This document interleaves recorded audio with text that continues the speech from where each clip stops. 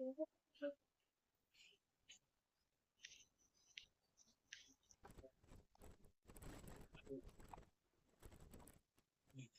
Friends, welcome back to our channel. आज हम class 12 का बायोलॉजी का चैप्टर फर्स्ट स्टार्ट करने जा रहे हैं। जैसा कि आप लोग जानते हैं, हमारे चैनल पे इससे पहले आप लोगों ने 9th बायोलॉजी 10th बायोलॉजी का वीडियो देख लिया होगा, पर ये वाला कंटेंट सिर्फ क्लास 12 के बच्चों के लिए है। बात करी जाए हमारी जो यूनिट 1 है क्लास 12 बायोलॉजी में, उसका नाम है sexual reproduction in flowering plant. यानी इसका मतलब ये होता है कि जो हमारा रिप्रोडक्शन होता है फ्लावर्स के बीच में या प्लांट्स के बीच में, उसके बारे में इस वाले चैप्टर में हमें डिटेल में पढ़ने को मिलेगा। बात करते हैं इसके इंट्रोडक्शन के बारे में। सबसे पहले हम लोग इंट्रोडक्शन के बारे में पढ़ते हैं। आप सभी लोगों के पास एनसीईआरटी होगी ही होगी। एनसीईआरटी में जो आप चैप्टर फर्स्ट है उसमें ये वाला पेज, इधर पेज है, इससे मैं आपको बता रहा हूं क्या लिखा है इसमें कि आपके एक साइंटिस्ट थे जिनका नाम था पंचानन महेश्वरी। 1904 से इन्होंने 1966 तक एक एक्सपेरिमेंट करा। बात करी जाए, इनका जन्म हुआ था बॉर्न इन नवंबर 1904 इन जयपुर राजस्थान। यानी इनका जन्म हुआ था जयपुर राजस्थान में। इनका नाम था Panchanan Maheshwari. rose to become one of the most distinguished botanists not only of India but of the entire world। यानी कुछ समय के बाद ये एक सबसे बड़े बॉटनिस्ट बन गए। इंडिया के ही नहीं सिर्फ, बल्कि पूरी दुनिया में सबसे बड़े बॉटनिस्ट बने। हमारा इन साइंटिस्ट का नाम क्या था? पंचानन महेश्वरी। आगे बात करते हैं। इन्होंने अपनी आगे पढ़ाई करी इलाहाबाद से, और इन्होंने हायर एजुकेशन में डीएससी करी। ड्यूरिंग इनके कॉलेज के दिनों के समय में इंस्पायर हुए ये डॉक्टर डब्ल्यू डैगन। वो एक अमेरिकन मिशनरी टीचर थे। इनका इंटरेस्ट डेवलप हुआ, यानी इन्हें जानने की इच्छा हुई कि कैसे बॉटनी में हमारी मॉर्फोलॉजी के बारे में, यानी जो हमारी प्लांट की स्टडी होती है उसके बारे में इनको जानने के लिए सबसे ज्यादा इच्छा हुई। अब इनके मन में क्या आया कि ये प्लांट की मॉर्फोलॉजी होती है उसमें क्या वर्क होता है और किस तरीके से प्लांट की मॉर्फोलॉजी काम करती है। तो इन्होंने इसके बाद अपनी स्टडीज को कंटिन्यू किया। इनके टीचर्स थे, एक जो इनके टीचर्स थे ये बताया कि ये इस चीज में, यानी ये इस फील्ड में आगे जाके बहुत ज्यादा तरक्की कर सकते हैं।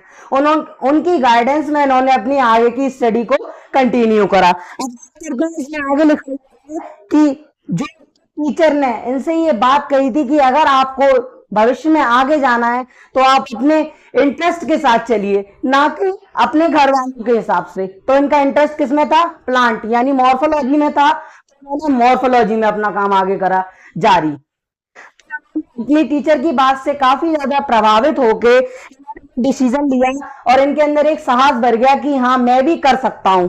फिर इन्होंने इसके बारे में अपने टीचरों से और जानकारी इकट्ठा करी कि ये मॉर्फोलॉजी क्या होता है और इसमें क्या क्या इवेंट्स वगैरह होते हैं और इसमें किस चीज की पढ़ाई है। फिर इसके बाद उन्होंने एक वर्क एम्ब्रायोलॉजिकल एक्सपेक्ट पे पॉपुलर एम्ब्रायोलॉजिकल कैरेक्टर्स उन्होंने निकाले टेक्सोनॉमी में प्लांट की। बॉटनी, यानी उन्होंने स्थापना करी एक बॉटनी डिपार्टमेंट की यूनिवर्सिटी ऑफ दिल्ली में, जहां पे इनका खुद का इंपॉर्टेंट सेंटर था। कहां पे था इनका इंपॉर्टेंट सेंटर? रिसर्च सेंटर था जिसमें एम्ब्रायोलॉजी और टिश्यू कल्चर के बारे में स्टडी कर रहे थे, यानी उसके बारे में एक्सपेरिमेंट कर रहे थे और उसके बारे में थीसिस लिख रहे थे अपनी। अब बात करते हैं, इसमें आगे ये बताया जा रहा है कि इन्होंने किस किस चीजों पे काम करा है उसके बारे में बात करते हैं। इन्होंने बात करा कि इसके बाद क्या सोचा कि जो हमारी आर्टिफिशियल कल्चर था प्लांट का, उसको हम कैसे काम कर सकते हैं। इसके टिश्यू कल्चर एक लैंडमार्क हो गया है साइंस में, यानी टिश्यू कल्चर एक काफी ज्यादा महत्वपूर्ण भूमिका निभा रहा है आज के समय में। अब इसमें आगे ये बताया जा रहा है कि इनका his work on test tube fertilisation and intra ovarian pollination won world wide acclaim. यानी इनका एक काम था जो इन्होंने कहा था, इन्होंने टेस्ट ट्यूब के बारे में काम करा था। टेस्ट ट्यूब में इन्होंने फर्टिलाइजेशन करी एक पॉलिनेशन की, किसमें, इंट्रा ओवेरियन में। टेस्ट ट्यूब में इन्होंने क्या करा, फर्टिलाइजेशन कराई उसकी, और फिर उसका पॉलिनेशन हुआ। यानी इन्होंने क्या करा, उसके पॉलिन ग्रेन्स लिए और उसको फर्टिलाइज करा एक टेस्ट ट्यूब में, फिर पॉलिनेशन कराई। उसके बाद इसमें बताया जा रहा है आपके पास कि उनको उसके बाद फेलोशिप मिली एक रॉयल सोसाइटी ऑफ लंदन में, Indian national science academy and several other institute. यानी इंडियन नेशनल साइंस एकेडमी में और अलग अलग प्रकार के इंस्टीट्यूट में इनकी तारीफ के चर्चे होने लगे। फिर इसके बाद इनमें और साहस आया, उन्होंने आगे जाके और पढ़ाई करी। फिर इनका काफी ज्यादा योगदान रहा है हमारी बायोलॉजी के कंट्रीब्यूशन में, उन्होंने काफी ज्यादा महत्वपूर्ण भूमिका निभाई है। और इसीलिए इनका जो चैप्टर है हमारी बायो में सबसे पहले लिया गया है। उनके चैप्टर को क्लास 12 बायोलॉजी के लिए पब्लिश करा गया था 1964 में, जो कि हर बच्चे के लिए पढ़ना काफी ज्यादा इंपॉर्टेंट है। करते हैं आज के टॉपिक की। आज के टॉपिक से आप लोग क्या समझते हैं? Flower are fascinating organ of और एंजियोस्पर्म। यानी फूल हमारा काफी आकर्षक चीज होती है। यानी अगर फूल का कलर नहीं हो और फूल में कोई भी खुशबू नहीं हो और फूल से कोई भी फायदा नहीं मिल रहा हो, तो क्या कोई इंसेक्ट उसे पॉलिनेट करेगा या नहीं करेगा? जाहिर सी बात है, जब तक हम किसी को कोई फायदा नहीं दे देते तब तक वो कोई भी चीज या कोई भी इंसान हमें उसके बदले में कोई चीज नहीं दे सकता है। अब इसका सबसे आकर्षक भाग होता है, यानी रेड कलर है, तो इससे क्या इंसेक्ट अट्रैक्ट होते हैं। अगर इसमें अलग अलग तरीके की स्मेल्स नहीं होती तो कोई भी इंसेक्ट इसको पॉलिनेट नहीं कराता। अब इसमें भी बात कर लेते हैं, are we not lucky that plant reproduce sexually. यानी हम लोग बहुत ज्यादा दुर्भाग्य है हमारा कि प्लांट सेक्सुअली रिप्रोडक्ट नहीं कर सकते हैं, पर इसके बारे में बात करते हैं। द मिराट्स, मिराट्स का मतलब होता है, यानी यहां पे मैं लिखता हूं अगर मिराट्स, MYRIADS, इसका मतलब होता है, मिराट्स का मतलब होता है अनगिनत। यानी इसको लिख सकते हैं इंग्लिश में अनकाउंटेबल, अनकाउंटेबल। यानी ऐसी चीज जिसे हम लोग काउंट नहीं कर पाते, या हम बोल सकते हैं इनफाइनाइट, यानी जिसका कोई अंत नहीं है।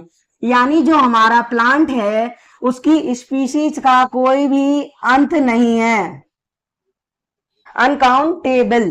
तो इसमें ये कहा जा रहा है आपसे कि अनकाउंटेबल होते हैं इनकी नंबर ऑफ स्पीसीज और इनफाइनाइट होती है, यानी इसकी कोई भी हमारे पास अभी तक इसका एक्चुअल डेटा नहीं है। मिराट्स का मतलब यही होता है, अनकाउंटेबल, इनफाइनाइट, यानी ऐसी चीज ना आप जिसे गिन सकते हैं और ना ही उसका कोई अंत है। तो अब बात करते हैं, इसमें आगे चलते हैं कि जो हमारा प्लांट्स है उसके बारे में बताया जा रहा है कि जो हमारे सेंट्स होते हैं, यानी जो परफ्यूम वगैरह होते हैं, वो इस फ्लावर के नेक्टर से मिलकर बनते हैं। अब बात करी जाए, इसमें आगे बताया जाता है जो इसके रिच कलर्स होते हैं वही इफेक्ट करते हैं हमारे इंसेक्ट वगैरह को, अट्रैक्ट करते हैं। यानी मान के चलिए, जैसे यहां पे मैंने एक फ्लावर बना लिया, यानी यहां पर ये रहा एक फ्लावर, यहां पर ऐसे कर कर कुछ ऐसे कर लिया, ऐसे कर कर यहां पर ऐसे कर कर कोई एक फ्लावर मैंने बना लिया। अब बात करते हैं, यानी अगर ये मेरा एक फ्लावर है, मान के चलिएगा ये आपका एक फ्लावर है, ये इसकी नीचे लीव्स हो गई, ठीक है, यहां पे मैंने इसकी ये लीव्स बना ली, तो ये आपका एक फ्लावर है। तो इसके फ्लावर में, यानी जो इसकी पेटल्स होती हैं, इसमें आपके पास मान के चलिएगा रेड कलर है। रेड कलर क्या होता है, अट्रैक्टिव होता है, और यही इंसेक्ट को अट्रैक्शन करता है अपनी तरफ, यानी जब तक इसमें कोई भी कलर नहीं होगा तब तक कोई भी इंसेक्ट इससे अट्रैक्ट नहीं होगा, यानी ये अपनी तरफ आकर्षित करता है। इसलिए आकर्षित करता है, यानी अगर इसके पास ये कलर नहीं होगा, ये इसे अट्रैक्शन देता है कि आओ मेरे पास और मुझको पॉलिनेशन करवाओ। तो यानी जब इस पे कोई भी इंसेक्ट आकर बैठता है और नेक्टर के प्रोसेसिंग को करता है, तो उसमें इंसेक्ट में उस इंसेक्ट की बॉडी में कुछ पॉलन ग्रेन्स लग जाते हैं, क्योंकि वो स्टिकी होते हैं इसीलिए उनकी बॉडी में चिपक जाते हैं। जब किसी दूसरी फीमेल फ्लावर पे चले जाते हैं तो वहां पर जब उनके पॉलन ग्रेन्स उस पे डस्टेड हो जाते हैं, यानी उस पे गिर जाते हैं जाके, तो इसीलिए इसी वजह से सिंपल प्रोसेस से आपका क्या हो जाता है, पॉलिनेशन हो जाता है। यानी इंसेक्ट हमारे एक तरीके से पॉलिनेटर होते हैं। अब बात करते हैं, इसमें आगे बताया जा रहा है कि आपके फ्लोरल पार्ट्स हैं उसके बारे में थोड़ा बताया जा रहा है। अमेजिंग रेंज बताते हैं, एडेप्टेशन बताते हैं, फॉर्मेशन बताते हैं प्रोडक्ट्स की। और इसमें आगे ये भी बताया जा रहा है कि जो आपके प्लांट्स हैं उसमें उसका मॉर्फोलॉजी से आपको क्या पता चल सकता है कि उसका स्ट्रक्चर कैसा है और वो किस तरीके से काम करता है। अब बात करी जाएगी ये वाली जो हेडिंग चल रही थी फैसिनेटिंग ऑर्गन की, यानी ह्यूमन बीइंग, यानी हम इंसानों में जो हमारे फ्लावर्स हैं वो सबसे ज्यादा पॉपुलर है। क्यों पॉपुलर है उसके बारे में बात करते हैं। इसलिए पॉपुलर है, यानी जब हम किसी के यहाँ कोई भी अपने इमोशंस को दर्शाते हैं तो किस चीज से दर्शाते हैं, जैसे कि फ्लावर्स आपका एक सामान है, एस्थेटिक चीज हो गई, ऑर्नामेंटल हो गई, सोशल रिलीजियस हो गई, कल्चरल वैल्यू हो गई इनकी, यानी एस्थेटिक यानी सजाने के लिए काम आते हैं, ऑर्नामेंटल्स कभी कभी फूल वगैरह की माला पहन लेते हैं हम लोग, और सोशल यानी किसी को आपस में देने के लिए, उसका रेस्पेक्ट करने के लिए, उसके रेस्पेक्ट में हम लोग उसे बुके वगैरह देते हैं, तो वो ही हो गया यहाँ पे। रिलीजियस यानी हम लोग कहीं धार्मिक स्थल पे जाते हैं तो हम लोग भगवान जी पे फूल माला चढ़ाते हैं, तो इसीलिए फ्लावर हमारे रिलीजियस भी हो गए।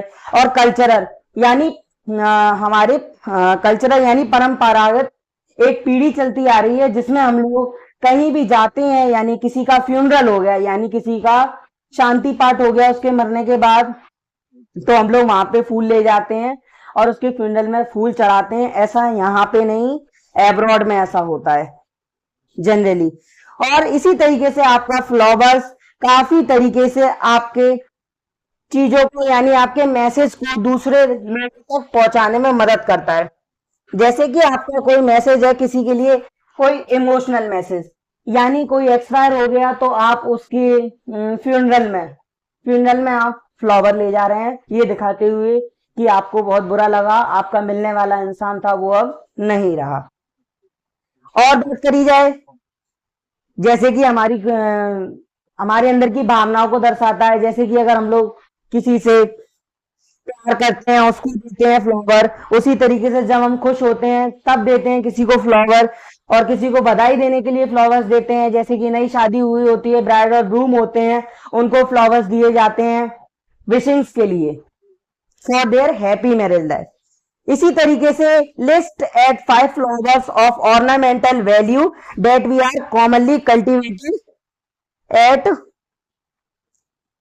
होम्स एंड गार्डन्स, यानी आपको कमेंट सेक्शन में ऐसे 5 फ्लावर्स के नाम बताने हैं जो आपके एरिया में उगाए जाते हैं, उनके बारे में आगे बात करते हैं। इसके बारे में कि आपको इसके 5 नेम्स जरूर बताने हैं और इनके बारे में बताना है कि ये किस किस काम में आते हैं।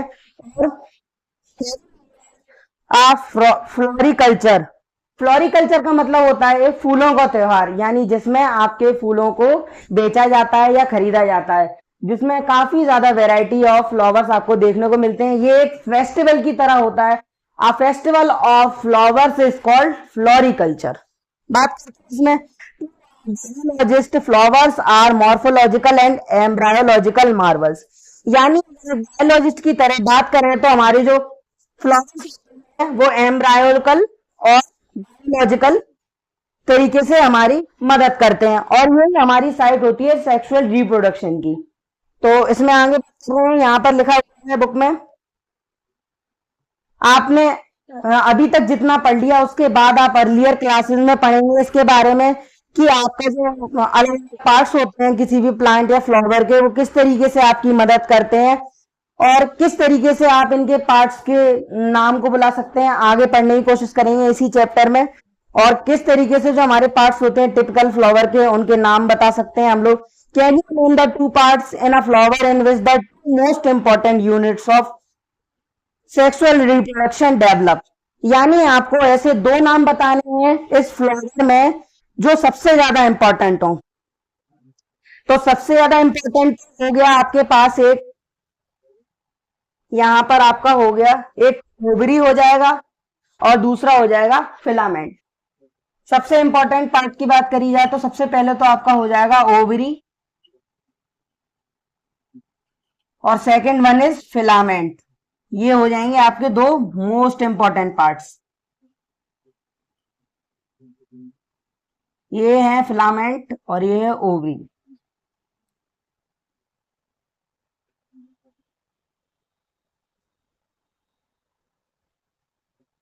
तो इसी तरीके से बात करते हैं इसमें।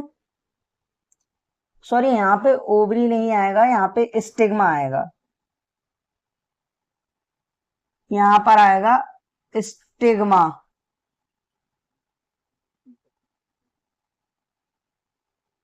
अब आगे बात करते हैं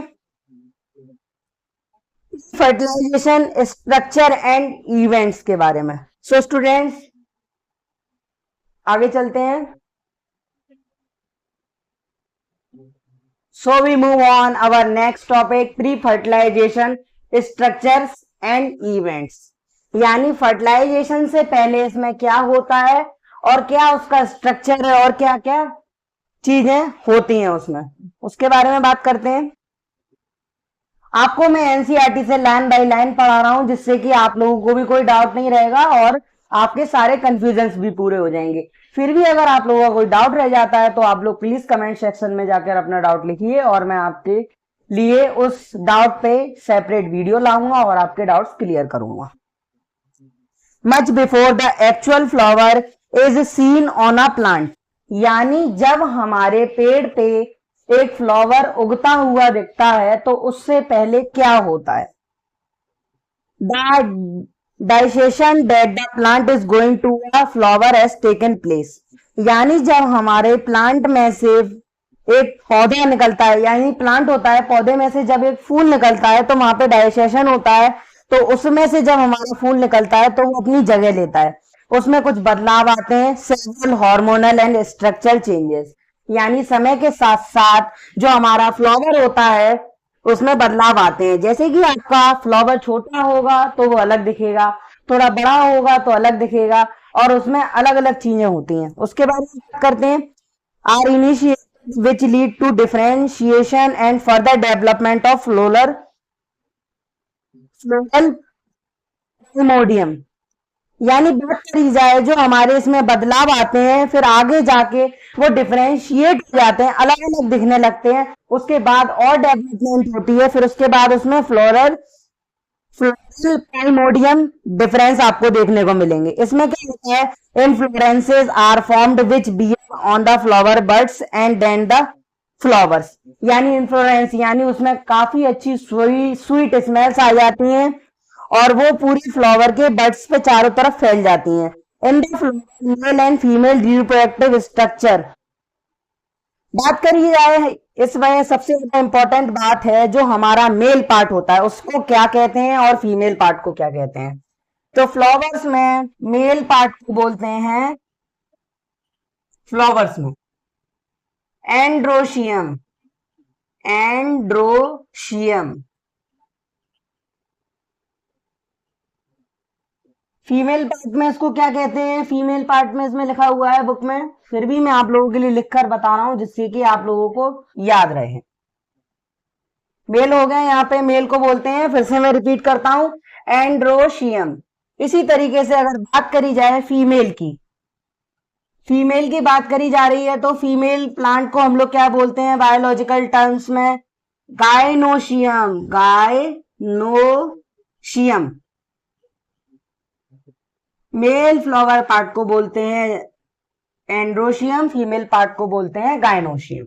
इसमें यही सबसे इंपॉर्टेंट बात है, ये आप लोग याद रखिएगा इस चैप्टर के एंड तक। ये बहुत पूछी जाती है कि what is the male flower name, scientific name, biological name, what is the female flower, scientific या बायोलॉजिकल नेम। आगे चलते हैं इसमें, differentiate and develop. You would recollect that the androecium consists of whole of stamens, represent the male reproductive organ, and the gynoecium represent the female reproductive organs. यानी जो आपका एंड्रोशियन होता है उसमें स्टेमेंस होते हैं जो रिप्रेजेंट करते हैं। यानी स्टेमेंस की बात करें तो स्टेमेंस आपको एक डायग्राम है उसमें देखने को मिल जाएंगे, इसमें स्टेमेंस होते हैं तो रिप्रेजेंट करता है कि वो मेल है। यानी जिसमें मैं यहां पे लिख देता हूं, अगर बात करी जा रही है मेल की तो इसमें क्या होगा आपके पास, होल ऑफ स्टेमेंस, स्टेमेंस होंगे इसमें। इससे आप लोग क्या कर पाएंगे, इसकी आइडेंटिफिकेशन कर पाएंगे कि ये मेल है। इसी तरीके से फीमेल में आपके पास क्या होगा, इसके पास हो जाएंगे फीमेल रिप्रोडक्टिव ऑर्गन हो जाएंगे, फीमेल रिप्रोडक्टिव ऑर्गन हो जाएंगे, फीमेल रिप्रोडक्टिव ऑर्गन। इसका मैं एक एग्जांपल और लिख के बताऊंगा आपको भी नीचे यहां पर ही। फीमेल रिप्रोडक्टिव ऑर्गन हो गए, जैसे कि इसमें बात करी जाए तो हमारे एक ऑर्गन का मैं नाम यहां लिखता हूं, ओवरी। ओवरी हो गई प्लांट में, फीमेल रिप्रोडक्टिव ऑर्गन में।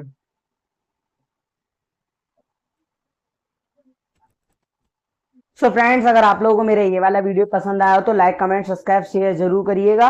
मिलते हैं नेक्स्ट पार्ट में, तब तक के लिए आप लोग हमारे साथ अपनी क्लास 12 बायोलॉजी की यूनिट्स को और पूरी बुक को अच्छे से कंप्लीट कर सकते हैं। और आपका कोई भी डाउट हो तो आप लोग जरूर कमेंट करिएगा, मैं उसका आपको रिप्लाई जरूर दूंगा। I hope this video is helpful for you. Thank you friends.